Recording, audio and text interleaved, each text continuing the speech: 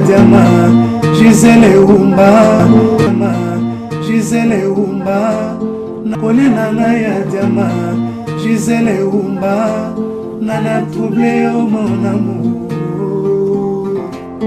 Merci. Gisele Umba, Diama.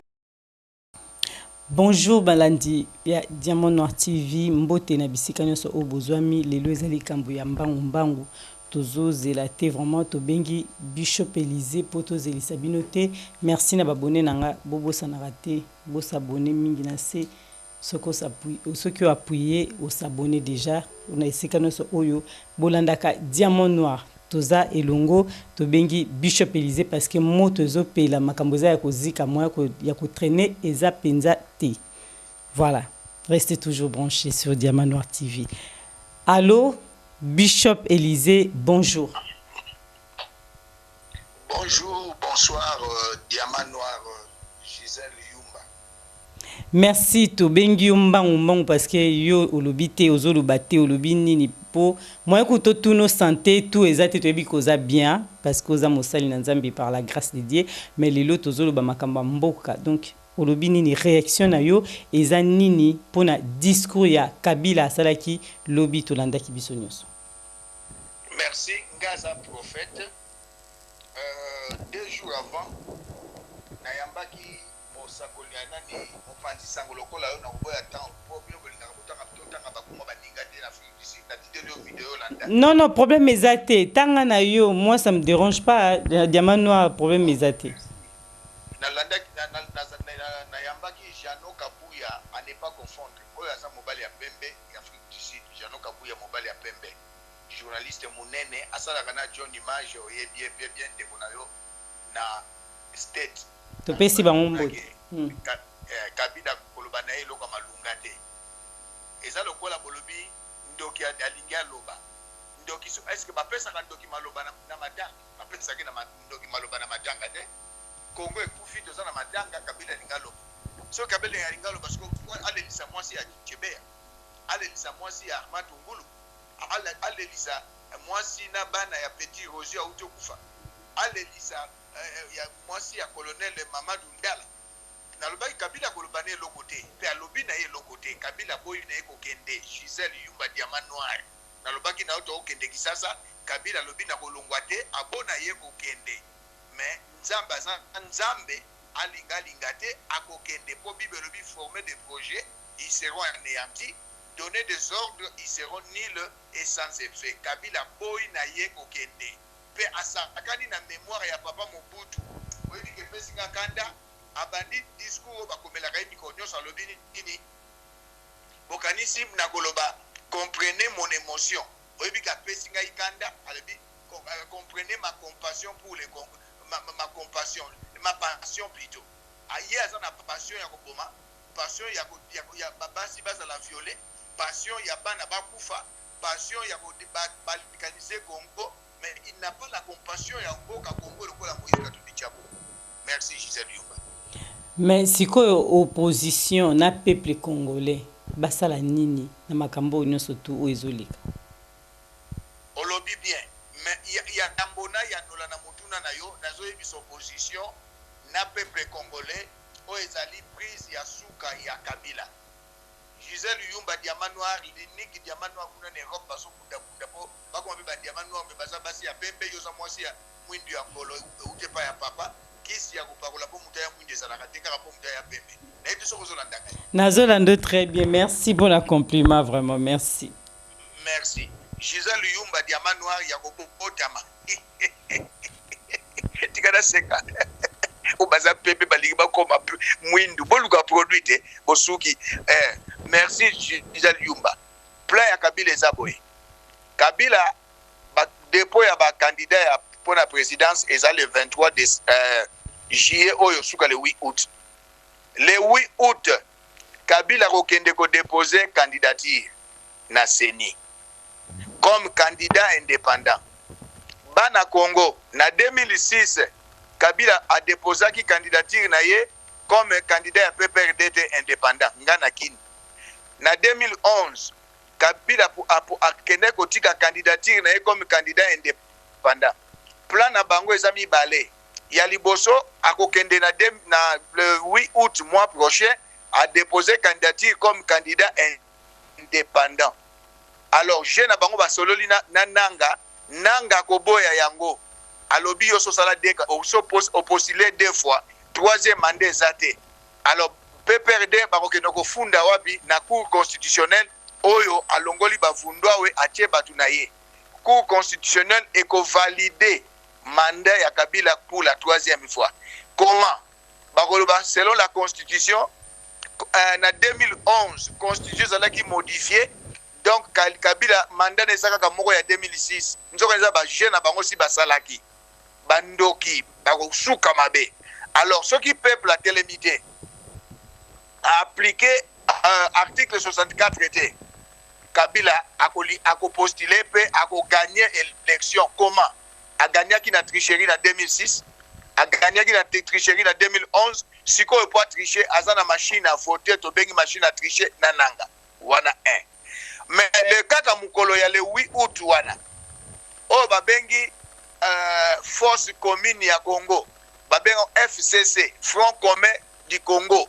Ezali plateforme électorale. Bamoni président Moïse Katumbi asali plateforme électorale ensemble. Bango pe basali na bango plateforme électorale comme nango FCC. Bango bimisa congolais moko kuna candidat président ya FCC. Ozolanda nga Gisèle. Nazolando très bien. Bana Congo bozolanda ngai. Babimisi candidat. Donc Kabila royani baroya badoni balé hier postulé, ba rejeté à mon nanga cour constitutionnelle a validé. Ce qui communauté internationale était limitée. Peuple congolais doit appliquer article 64 traité. Kabila a koleka na tricherie ndenga lekaki na 2006 na 2011. Ce qui botelé lié plan B na élection na yangoyo. Mutu na ya FCC a koleka na élection na machine à tricher na nanga alekisiye. Tanga kolekisa ye. Boy makamoni ne koleka Gisèle. Nga nazali politicien naza combattante. Kabila de gauche, Kabila de gate. Okala mtameli diamba te. Mutu na ngezo sala. Tangu soki bato na mboka pe na libanda mboka totie pression Kabila retiré candidature mutu na ya FCC o ezali plateforme électorale force commune ya Congo bango babenga ngo front commun ya Congo batu wana sikoyo mutu ya koleka Kabila uti ko changer ba konja police Kabila uti ko changer batu ba diriger armée o ba o babengi aboma John Numbi aboma mobali ya aboma Chebeya aboma Bazana tango fort président ya vita mobomi munene. Qu'est-ce qui va se passer tant muta FCC koleka hier à cause de la majoritaire ba retricher lisusu dans les 2 chambres, chambre basse na chambre haute na parlement na sénat. Alors mutoa comme président au Kabila za pion Kabila kotia akoloba to sala nini ba réviser constitution. Parlement qu'on voté que va réviser la constitution et que l'élection a super plété et comme à 2 chambres. Parlement a voté président de la République ndenge zali na tangu ya 60 Kasavu Buna Lumumba. Tango ba osala ndenge wana. Vous savez ce qui va se passer peuple congolais. Va changer constitution 2 mois après élection ya mutu ya FCC mutu ya Kabila kaka na mboka, même police, même armée, kaka na ba paya na kati na armée na police. Qu'est-ce qui va se passer? Va changer constitution, Moutouana Lobinini a démissionné. Plein à Kabila mi balé angwana. Mouta FCC sera légui a démissionné. Tant a démissionné, selon constitution va changer constitution, Kabila Salinini a postulé l'issue à l'équipe à Kanisa Roussala demanda. Mais l'oko malunga yangoyo. Gisèle Yumba Linik Diamant Noir na Paris. Vous savez ce qui va se passer? Et l'oko malunga yangoyo. Bible lobi na bisona. Ésaïe chapitre 7, verset 7. Cela n'aura pas lieu. Cela n'arrivera pas. Oyo ba plami balé ya sali. Bible lobi lisusu na kat na mokanda na Ésaïe. Former des projets, ils seront anéantis. Donner des ordres, ils seront nuls et sans effet. Na tango akala babora ka Shadrach Meshach Abednego na libulu na moto bakufate. Daniel na libulu bankosi bakufate. Wana plan ya Kabila. Yango na sengi na population. Na sengi na question oyo ezaki parenthèse à Moulayi Olimbisa. Peuple aza na besoin bayo kabiso. Population, opposition na kati ya mboka pe na kati ya na libanda mboka.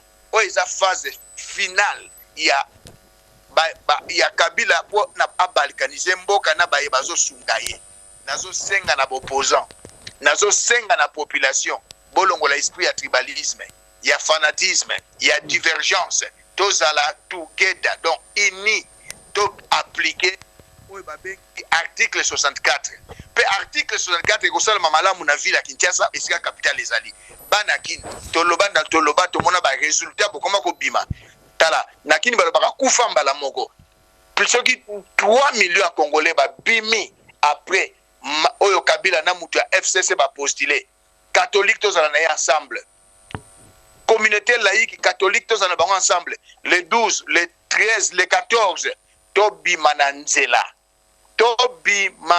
nzela taxi bis kokende te osala taxi bis 20 ans obelaka hémorroïde so lemba donc tika babiloko la mama oteka mabele bana bakosisa bakota université ndenge nini mama oteka mapa ngezela même pas plus de 200 mapa bana no bakotanga université ndenge nini oteka pilipili bana bakopa kolia pilipili ya pamba sa kolia na fufu oteka safu bana bazolia safu bakoma na bensomni mwana 4 ans babima na balabala mais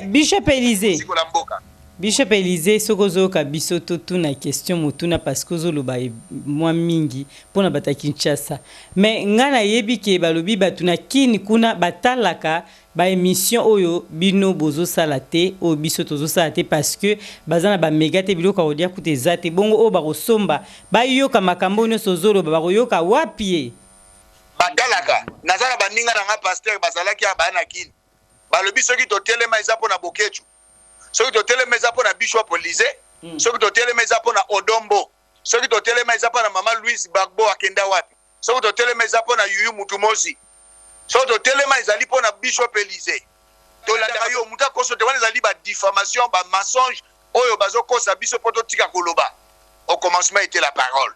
Dieu a créé le ciel et la terre par la parole. Nous sommes créés à l'image et à la ressemblance de Dieu. Muta kosote nazora bape la banakin. To solo ramasolo ya kati. Mende c'est un sorcier, c'est un sataniste, bazo kosa batu. Na kin balandaka biso. Baninga na basani na nzambe bayaka na kin baya balobi papa to landaka yo. Nazana basani na nzambe balongwaka bauti kin balobi soki lelo rosi akufi. Soki lelo bana kin balamuka eza pona ba émission na bino depuis 2011 balandaka biso muta kosote. Ok, merci. Wana balandi boyo kibino mondenge Bishop Élysée lobike balandaka ba émission na kin merci. To telemi wana te mais Bishop Élysée likamoko yo lobaka biso to zongisako. Olobi oza opposante poto continuer to succès na biso penza émission. Yo oza combattante merci. Merci. Désolé rectificatif. Ozali combattante, ozali opposant. C'est bien ça.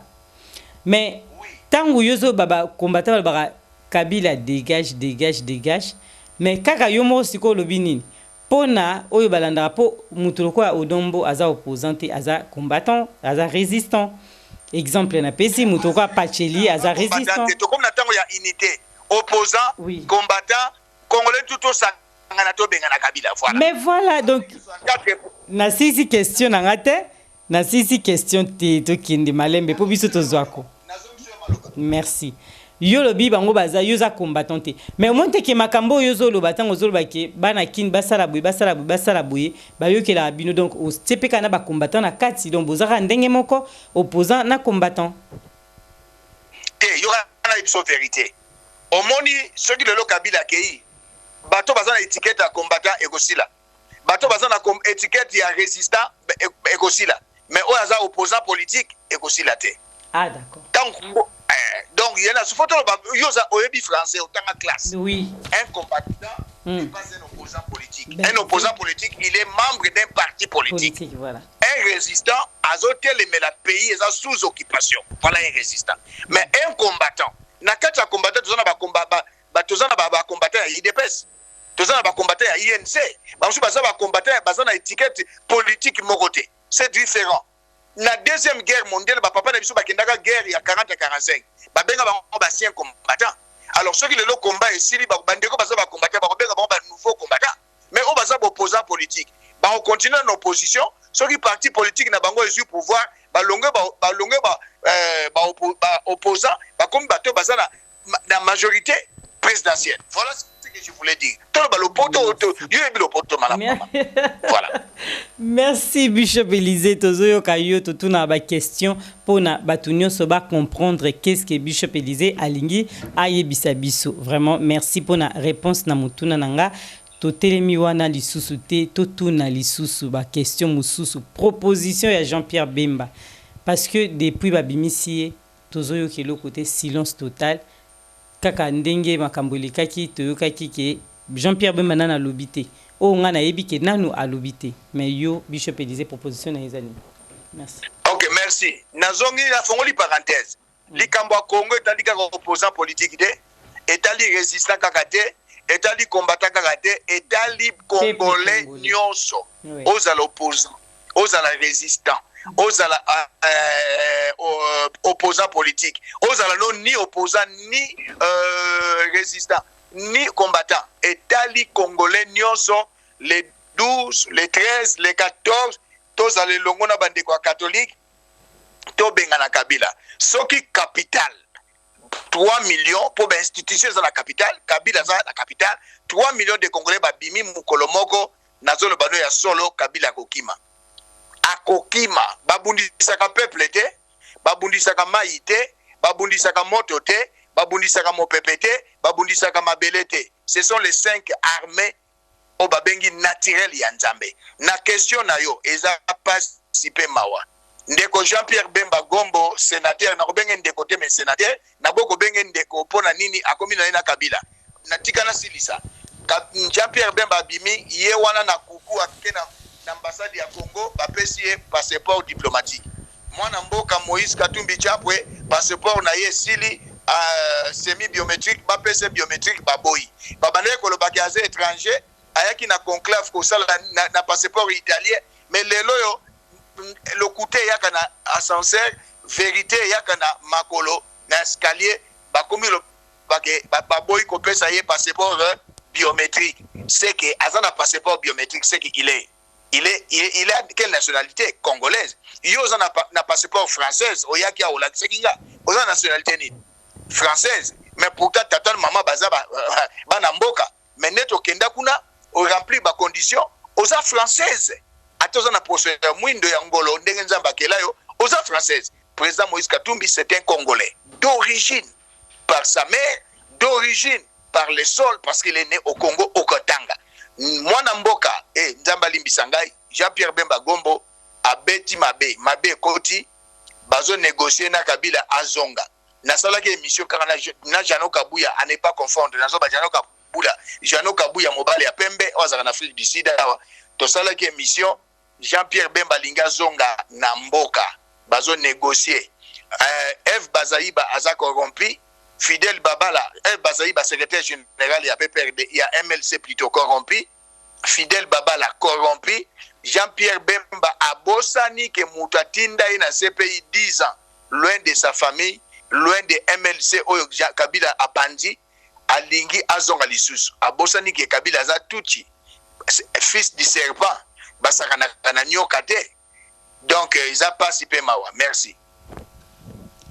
Webi ke makambo yo ya mboka mwe pesa batu mutu pasi meto ebini nto sala te wana tozo kaka Bishop Élisée mutu azoloba Jean-Pierre Bemba otobima bolandi Bishop ba question na bino boko manase torozonge torotuna webi ke na loba likamoko to saki mission na Archibishop Coutinho Fernando oaza papa na yo na tout oui bamsubu na poto bazanga ba papa molimo ata na Afrique du Sud nga papa molimo yona papa nanga Archibishop Coutinho le Saint-Père des églises de Jésus-Christ dans l'espace francophone au monde yewana papa nanga molimo na pesi yembo te shalom papa.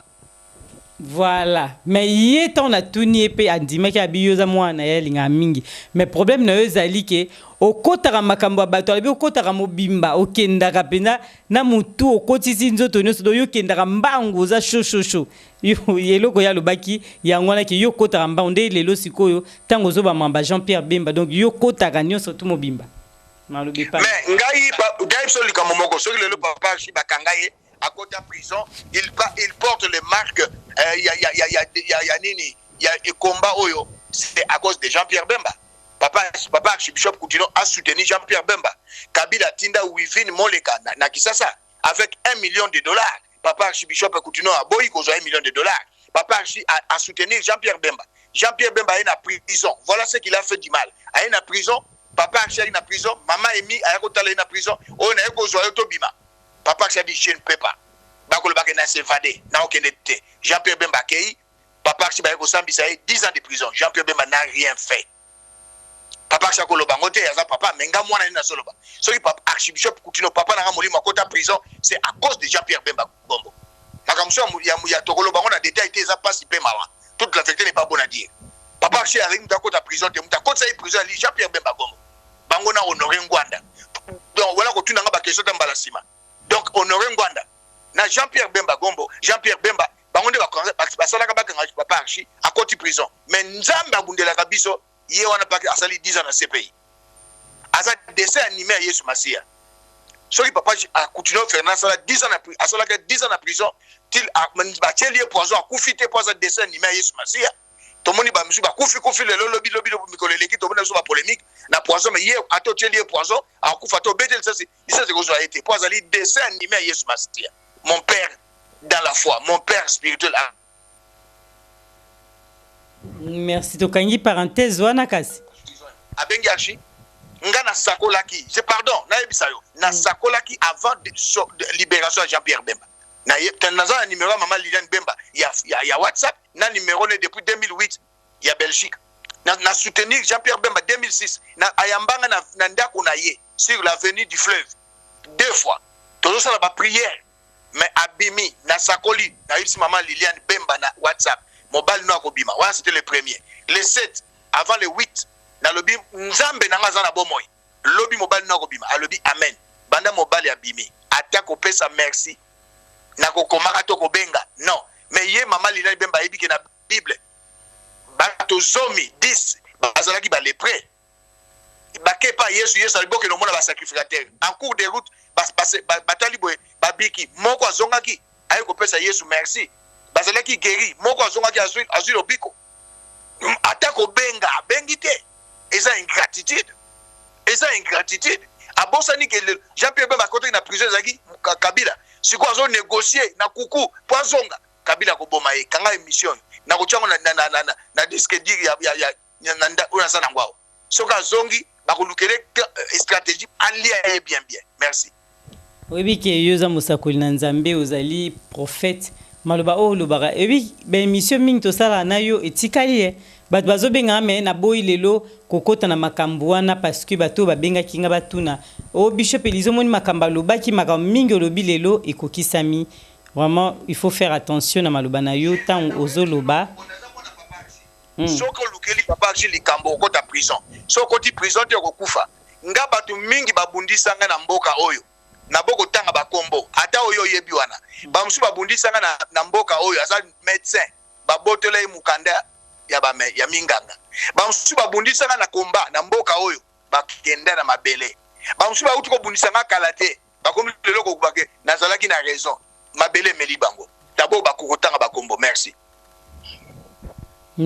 Bishop Élysée ozola ki la mabe mais ngana lobi na ngate diamant noir lobi bino mo balandi boyoki parce que Bishop tanga lobaka makambo mingi ko kisamaka bino mo bolobaka ki aza mosali aza prophète tala makambo Bishop alobaki to moni yango mingi ba yebisaki nga bongo mais to telemi on te siko Moïse Katumbi parce que yo toloba okoma muto ya Moïse Katumbi to mela mai to tiama ina munoko te na to balobi nga na kote na ngame na tuna kaiba question oyo bino nyonso tu bozaka nango besoin obokomaka na ba commentaire nde to tuna kai oza muta Moïse Katumbi siko Moïse azokende kin po passeport yo lobi kutu baboko pesa siko kinango azokende to azokende te to passeport yango esa ndeni to ebite malobi pano olobi bien Bible lobi toute chose concourt au bien de ceux qui aiment Dieu na mokili balobi à quelque chose malheur est bon papa na président Moïse Katumbi Tchapwe ba pesier passeport diplomatique na Belge passeport diplomatique il fallait qu'il Congo puis mêler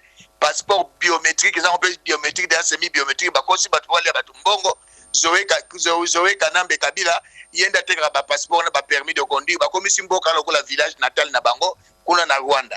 Bon, likamba président Moïse Katumbi na koyebi soboye. Il est congolais d'origine. Pour la congolais d'origine, faut le papa na maman bazaba congolais ou bien l'un des parents est congolais. Sa mère est Moubemba, il est congolais d'origine. Deux, pour être congolais d'origine, faut la congolais par le sang. Au Botamana Congo, il est né au Congo. Il est congolais d'origine par le sang et par le sol. Président Moïse Katumbi Moutaro Pimelaya Zonga Congo ezate. Pena lingina ebisolo ko Mokonga za prophète. 5e président bomba vidéo ya Congo, c'est le président Moïse Katumbi. Na opposant nyonso Kabila zo bangate pa yebi opposant oyo aza populaire persona oba bengi force financière c'est Moïse Katumbi. Mingi bazoke na élection Congo ezali 4 fois France na bino na munene yo yebi ngotanga Congo France ekokota na Congo 4 fois bato bazoli musu bazako kene ole bazala ba député national to provincial alinga ka bato bamoneka postulaki akotinda ba élément batu bazala ba témoin na Congo mobimba wana 4 fois la France ozana ba tindi bango kuna bake nozala ba témoin mais président Moïse Katumbi est capable azana force financière ya kusakanate F bazali bakosi ke la na congrès zalaki organisé par MLC boyebi bazali boyebi que la famille la plus riche na Congo c'est la famille Bemba. Non, la famille la plus riche c'est la famille Bemba. Il parle de quel Bemba? Au temps de Mobutu, si na fongoli parenthèse, il y avait 7 familles les plus riches. Famille Bemba, la famille la plus riche c'est la famille Bemba. Non. Jean-Pierre Bemba ça héritier tozana Kati Bemba, tozana Caroline Bemba, tozana Chantal Bemba, tozana Tiata Bemba, Jean-Jacques Bemba bazebele. Nabo natenga ba kombo bazebele. La famille la plus riche au Congo, ce n'est pas la famille Bemba. Papa Bemba ça koufi bana batirel ba okabola vérité akali bisote. Actuellement la famille la plus riche c'est la famille de Moïse Katumbi Tchapwe. C'est la famille la plus riche. Alors président Moïse Katumbi a Okende Congo, au temps convenable. Chaque chose a son temps. Au temps convenable. Par président Nangaï, 5e président RDC. Bishop Élisée Malembe Melamai. Bishop Élisée a Melamoi Mai Mouké, Melamai Mouké, parce que tant aux autres baki, ma famille Katumbi. Mais biso tolingi peuple congolais nyoso azaraka na simate parce que famille wana mutu baza riche biso tolingi peuple congolais tout le monde a na facilité na moyen ya ko lia. Donc oui, voilà. Yango zomona Kabila telemelie alingi congolais nyoso azala lokola yete mais azala quand même na stabilité. Président Moïse Azobunda asa na compassion, n'a pas la pension mais la compassion. La compassion, il y a bien-être ya peuple. Na kopé cet exemple mon temps azala gouverneur na jardin zoologique. Au Kabila zoyebate zoologique c'est quoi? Et sika ba nyama izalaka Kabila ko landangai. Na jardin zoologique bandeko bakenda kotambola kuna mwasi moko ngando asuye akatie eteni ya mopende. Et comme il a combattu un gouverneur à l'époque Moïse Katumbi Tchapwe abimisa $200,000 atinda na poche na ye atinda ndeko wana wapi na États-Unis bandeko bazo souffrir na Goma abimisa $200,000 lisusu apesi conseiller spécial na ye et politique Salomon Idi Kalonda aki apesi na Goma asali misala na katanga ya emonana asali misala na katanga emonana na kupona kosukisa na koyebiso boye oyemoni ba candidat nyonso wana bazolo ba keso ka komi bo votenga bazana ba projet de société mais président Moïse Katumbi pas na projet de société o ezana 4 pieds na kotanga ngolo yote bazali 500 pages mais ba candidat wana même Jean-Pierre Bemba bazalaka vice président la mboka na Congo atonga ta balabala te atonga ta dispensaire te atonga ta wenzete.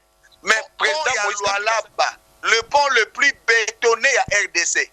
Pont il y a Otobengi Maréchal, et ça le pont le plus suspendu. Toké na Kasumbalesa, o ezali poste frontalier à Congo na Zambie. Ezalaki na salité moko depuis l'époque coloniale, ti na 2007. Président Moïse Katumbi a commis gouverneur ya Katanga, kene kotala le poste frontalier à Kasumbalesa, c'est le poste le plus ultra moderne d'Afrique. Tala atongi une équipe na Mazembe. babengi martyr en miniature eleki même stade de martyr na kitoko atongi école primaire secondaire na ba université asali ba route babengi asphalté goudronné 12 000 km au Kabila zolo baketo na pays lokola Congo to sali 12 000 km ya ba route wana ali président Moïse Katumbi kasali yango. Il a la compassion de notre pays. Dans la Bible, dans Hébreux chapitre 13, verset 16, n'oubliez pas la bienfaisance et la libéralité, car c'est à de tels sacrifices que Dieu prend plaisir. Aza moto azana don la libéralité pe ya bienfaisance. Montonio so sala kana pembe la président Moïse Katumbi azara recevela. Mais Jean-Pierre Bemba kabakate. Mais biso toyokiyo ba peuple congolais balingi Moïse Katumbi te. Balobi azali congolais te mais yo lobi ke azali congolais tozoyo kabino congolais na lingie Kadima aza congolais andimie Salomon Idi Kalonda lingie Francis Kalombo alingie batuyo c'est sanga alingie oh ba congolais balingie de bala bazaba jaloux bato bazaba tribaliste. Merci tokomi na biso na suka émission ono so bolandaki binomo obo sengaki Bishop Élisée Boyoki tanga lobaka wana yemuka asekinanu makamba zoloba ya Moïse Katumbi Bishop ebike bato baro critiquer bato baro koma mabe na sepo na Moïse Katumbi ndozo kumisa ye.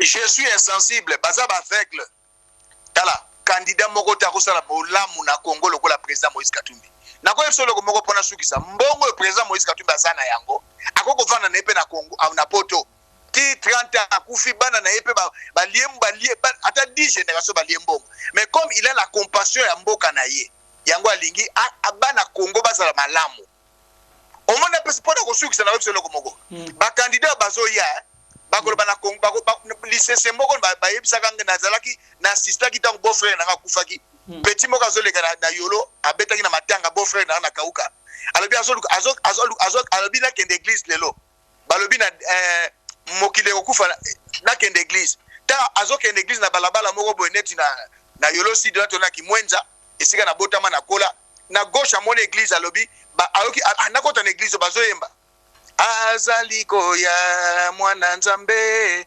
azaliko ya makolo ezana nzela mbala moko abina kota na église wana akomo kendeka pa pesa ba protocole bible ata na église à droite balobi na ye Yesu azali awa Yesu azali awa Yesu azali awa na biso ya solo abi moyena kota bolobi kuna zoya kuna azali aki akote sika wana. Cela veut dire quoi? Président Moïse Katumbi akobisa bango botala makamuna sala na Katanga.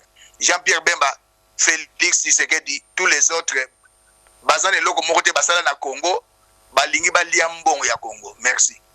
Merci Dr. Komina Suka émission balandinios obolanda kibiso mot de la fin ya Bishop Élisée Toti kele maloba lobango pendant ko sukisa biso to tunara mituna o bino bwana ngo beze boyoka e botuna Bishop Élisée a répondre na ye ya boyara mutuna mon côté a répondre ka o no sotu botuna ka ye pona ko sukisa diamano ralobi Bishop Élisée ozokumisa Moïse Katumbi donc na moni yotie olongoli déjà Jean-Pierre Bemba parce que peuple congolais balingiye ndaki okoma président yango komo lukele ba raison ote asalisi passeport akomo sona Kabila na molili yango komo luko ba raison ndengona poka ko matisa Moïse Katumbi. Question na biso. Petit yorana ebisayo. Petit Jano Kabuya ya Belgique ayebi yango. Petit Boketwa yambo ayebi yango naza mutaliboso lo yango te. Pe na koyebiso mot de la fin to kende po émission komi nango na suka peuple congolais de bon, biloko mibale Kabila préparé pour postuler candidat indépendant mutu ya FCC a postulé totel melayango na article 64 les 13 les 14 les 15 les 12 plutôt les 12 les 13 les 14 ataba bimisi ba char de combat peuple so bobimi 3000 bako déposer ba char de combat bako kima. Merci. Ah, okimi question nga d'accord. Okimi omba simande ko. Question les anines.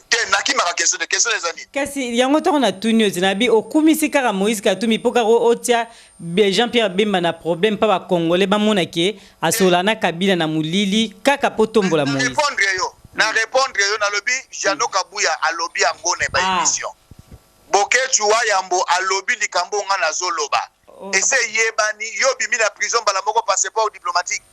Oya zo senga passeport biométrique boboy soko moni moto yo kabila azotelemela seke mutu wana azali manga ya kotela soko moni moto yo kabila azo coopérer na ye il ne pèse pas élection 2006 eza ndenge mona 2018 toza na taka de points ça bimi bampe